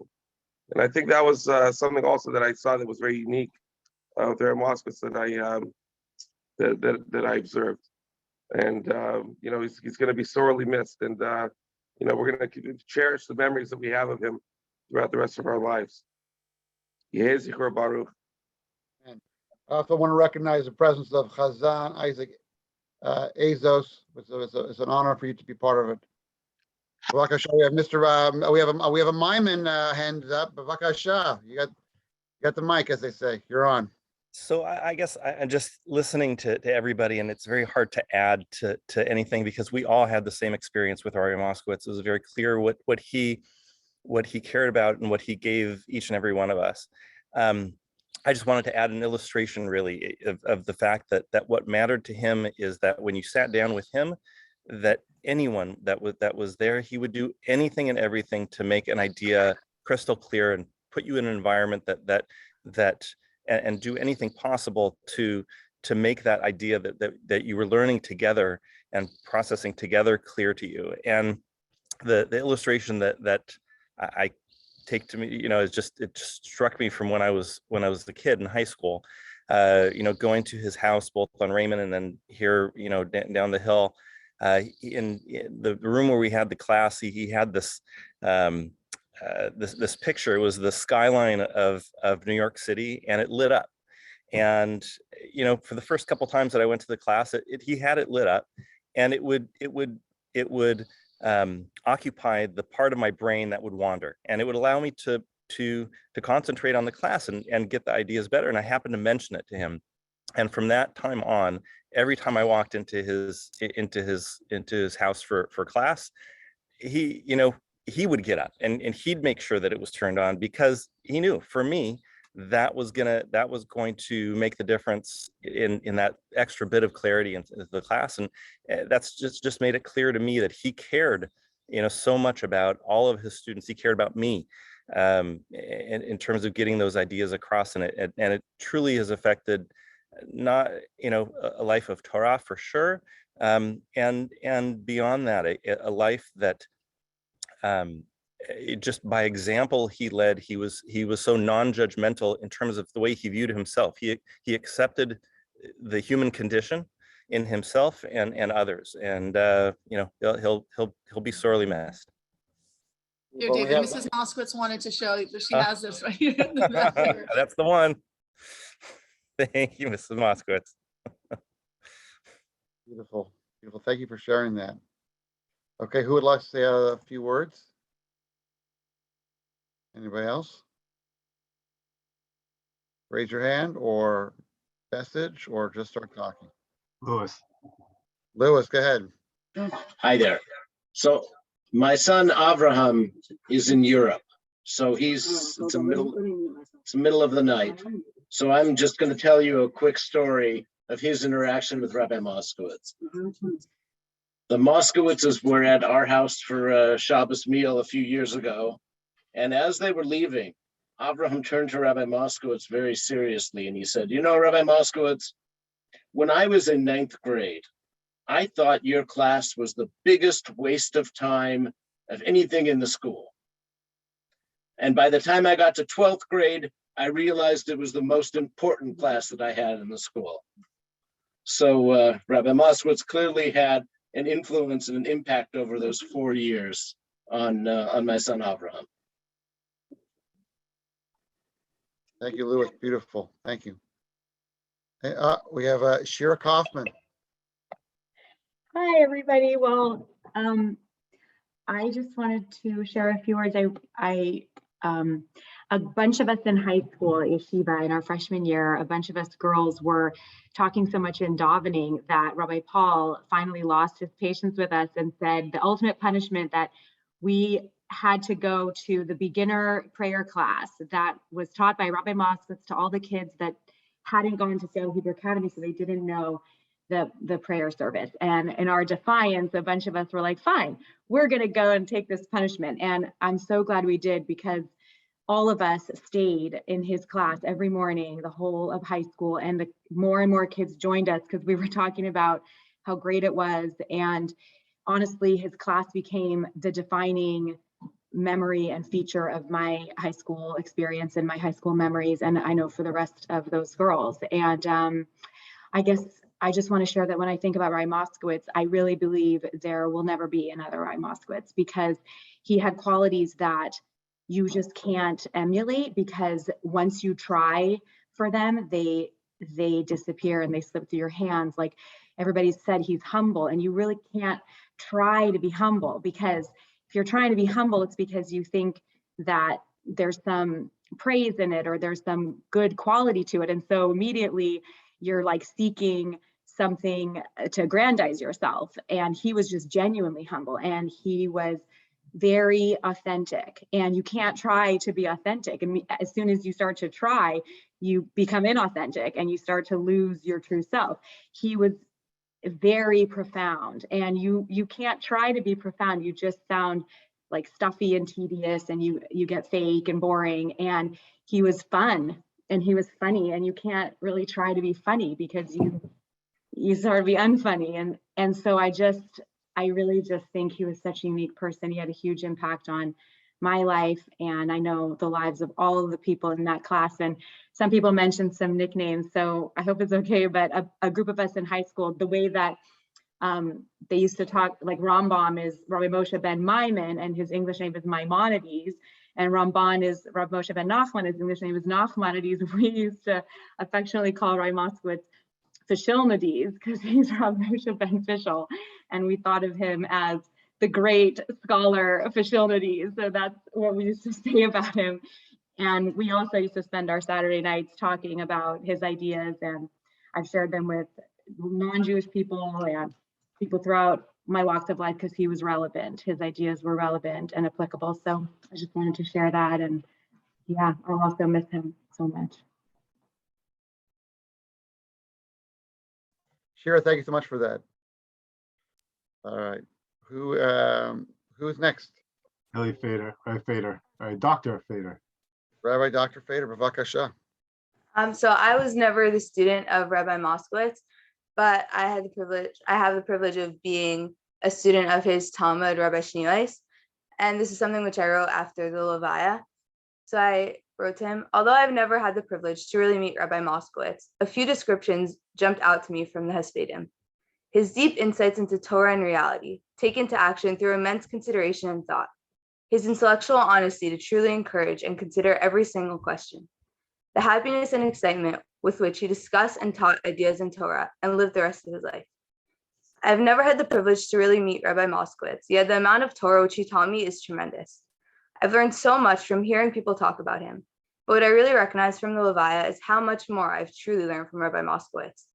The Hespedim showed me how the most precious lessons and ideas which I gained from Rabbi Shneimais' classes, which have helped shape me into who I am, seem to have stemmed from Rabbi Moskowitz. I realized that through Rabbi Shneimais, as a link in the chain of the Masorah, Rabbi Moskowitz was my Rabbi too. I just want to add also that I too wasn't Talmud of Rabbi Moskowitz. I got a great privilege of a few times in New York and a few times in Seattle, meeting with him and learning with him, and it was really a privilege. But one way I feel like I did learn with him is the book, which he and Doug Taylor had written.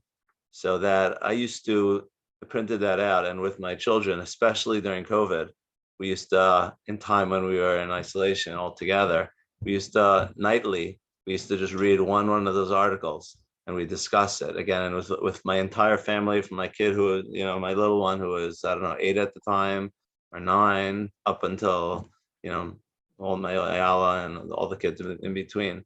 And it really was such meaningful conversations, such deep, again, mundane, yet friendly, and concepts which helped open up discussions, which really were very meaningful to all of us. And I know my youngest son now, when I told him that we were calling him Rabbi Moskowitz, he says, "Oh, the king of rational thought."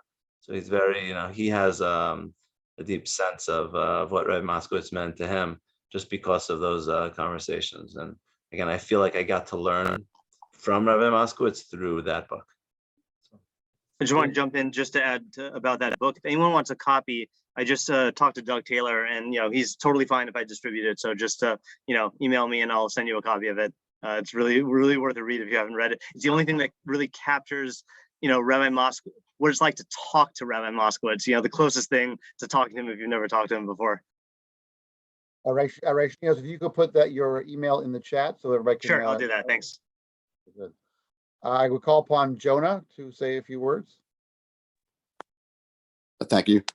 I just wanted to share a couple thoughts that I had about Rabbi Moskowitz.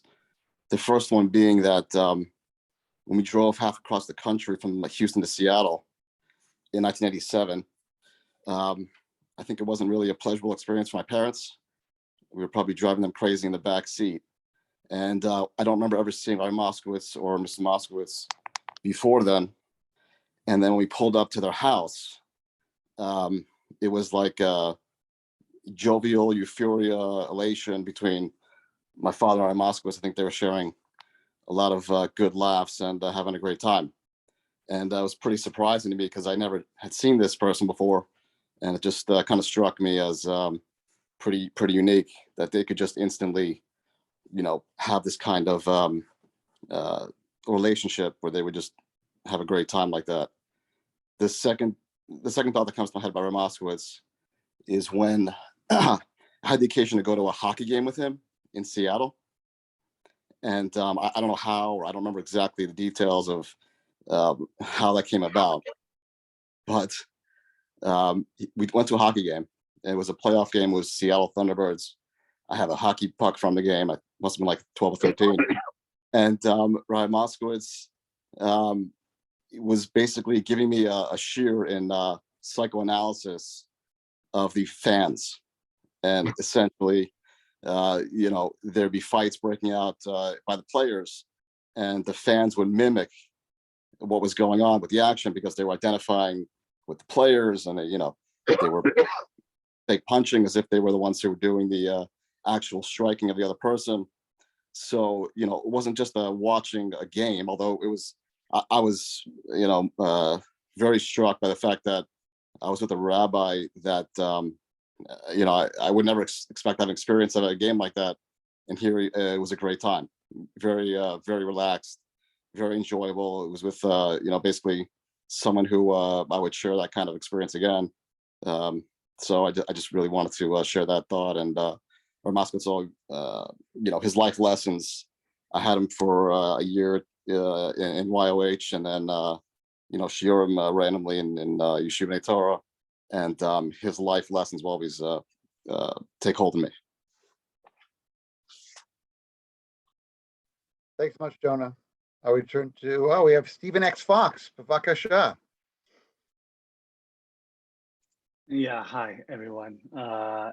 So, no collected thoughts here, just sort of wanted to note, it's interesting hearing everyone talk because I was taught by both Rabbi and Mrs. Moskowitz. I'm actually the child of someone who was taught by Rabbi Moskowitz in 9th grade. And so I don't honestly really think of the Moskowitzes as teachers. They're more of like an institution within themselves. And I honestly have talked to people. I don't know too many people who have terrific memories of their 2nd grade teacher. And I can distinctly remember being in Mrs. Moskowitz's class. So I just remember that, you know, the Moskowitzes is always just being the most phenomenal people in general. And just a quick experience I wanted to share is, ever since I haven't lived in Seattle at home, I remember one year my family was getting together or getting ready to go home for Pesach. And then the news came down the pipe that, oh, we're gonna do one of the Sdarim by the Moskowitzes. And I was very upset because I said, I'm coming home, I'm gonna be with my family. I don't want to have the Seder at somebody else's house. That's not comfortable. You know, that's not, I want to be with my family. And Yosef said, if you're not going to be in your house for the Seder, is there anywhere else that you could be that would be better than the Moskowitzes? And he, you know, he had me with that. He was correct. That would be the next place he would pick in their home. So yeah, I just, you know, I have, you know, very fond memories of Rabbi Moskowitz, and look forward, my family, we're coming to Seattle in a couple of days. So Mrs. Moskowitz, we really look forward to getting to see you. That's it. Thank you so much. Call upon John Siskovic, Bavakasha. Forward me whatever they shipped so that I could trace you. it. I could follow the track. I just wanted to mention briefly, you know, I was very confused when I entered Rabbi Moskowitz's class in 9th grade. Firstly, because he would often begin the class by saying, in other words, like this. And I remember thinking that those were his first words. And I was also very confused because he didn't give us homework. He didn't care about grades. He didn't give us tests. And all that was very unusual to me. But I think what I realized over time, you know, the two things that sort of really stuck with me are, number one, you know, Rabbi Moskowitz was always thinking about ideas. So, you know, when he would start a class, in other words, like this, it was because the class was just an extension of whatever he was thinking about prior. And he would walk around the halls and he would walk around all day thinking about things. And whenever I would interact with him, he would just engage me, you know, he would just bring me into whatever he was thinking about. And there was always some question, there was always some idea. And it just leaves an impression on you when you see somebody just walking around all day, you know, to what Nissan, you know, mentioned, you know, he didn't bifurcate his life. He was just thinking all day. And, you know, and the second thing is, you know, he didn't care about us getting skills or remembering content that he taught us. He simply cared that we loved to learn. And I think his attitude was that if homework or tests would take away from our love of learning, he wouldn't have it. And he knew that that skills and content, that would follow automatically if we loved learning. And that would happen over time. And you know, I think he was right. And you know, as has been said, he's just it's, you know, it's just such a deep loss in our hearts, in our minds. And you know, just it's just hard to imagine that we're here. But Tehei Nishma Sotzur B'tzur Chaim. Thank you, John. Anyone else want to share a word or thought, memory? Johnny Schneeweiss. Hi, so I just wanted to share a story about something that I witnessed. It was one of my classmates in NYHS. And it was real proof just how Rabbi Moskowitz could just reach anyone. And this is a kid who, he must have been going through something. He was a very angry teenager, and he would fight. He would get angry at everyone. He was someone who would fight every day with all of his teachers, just get into shouting matches. And the teacher who he would fight the most was Rabbi Moskowitz. He would get into shout. This is something that went on for months. Every day in his class, he was a kid who had a lot of aggression towards, you know, authority and towards Judaism. And I remember one day witnessing this kid just kind of, he reached a boiling point, and he just was in the middle of the Beis Midrash, and he just started ranting about, I hate this school. Everyone in the school is so stupid except Rabbi Moskowitz. Every single teacher is so stupid except Moskowitz. And like, he didn't even realize that he wasn't trying to be funny by saying this. You know, it was just that was the exception. And you know, it was like Mr. Triger was saying that that Rabbi Moskowitz had a way of just eventually, you know, you're in NYHS for long enough, and he just reaches you, you know, and there's no one else who has that kind of universal reach that I've ever known. You know, it was just something that was so special. Bonnie, thank you so much. Appreciate that. Anybody want to add a thought, a memory? I just want to share a quick thought about this Shloshim and the experience I've been having here. That there's a quotation from a book. I'm not going to say what the book is. That really reminded me of Rabbi Moskowitz, and I'm going to share it in the chat as I read it, just because. And I changed the last name to Rabbi Moskowitz. It just really, it's before I share it, I just want to say, it is just amazing to see how consistent everybody's memories are. I mean, we're talking 50 plus years of Rabbi Moskowitz, and so this quotation here says, I often think that he's the only one of us who's achieved immortality. I don't mean in the sense of fame, and I don't mean that he won't die someday, but he's living it. I think he is what the conception really means. You know how people long to be eternal, but they die with every day that passes. When you meet them, they're not what you met last. They change, they deny, they contradict, and they call it growth. At the end, there's nothing left, nothing unreserved or unbetrayed, as if there had never been an entity, only a succession of adjectives fading in and out on an unformed mass. How do they expect a permanence which they have never held for a single moment? But Rabbi Moskowitz, one can imagine him existing forever. And you know, the thing that's different here is obviously Rabbi Moskowitz changed. I mean, that's the joke that I forgot if Mrs. Moskowitz or Ben Aronson quoted this in the eulogy, that, you know, Rabbi Moskowitz always used to say like that Mrs. Moskowitz should get the marriage annulled because he's not the same man that she was when she married him, you know, because he was constantly changing.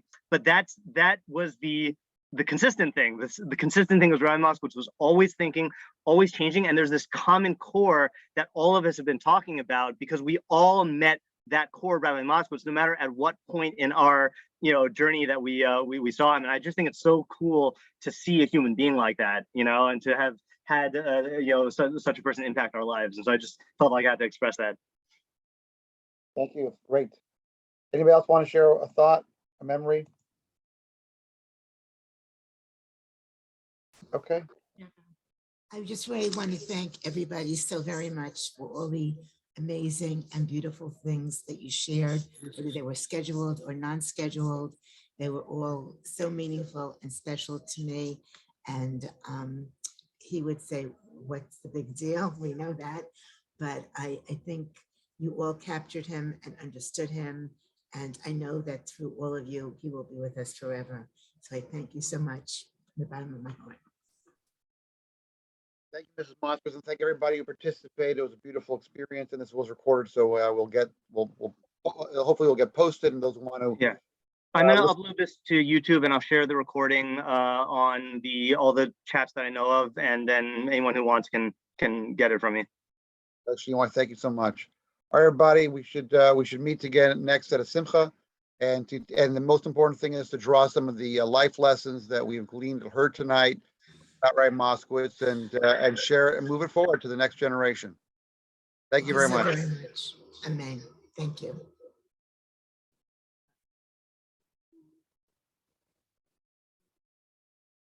Where it was on. There might be a list at some point when they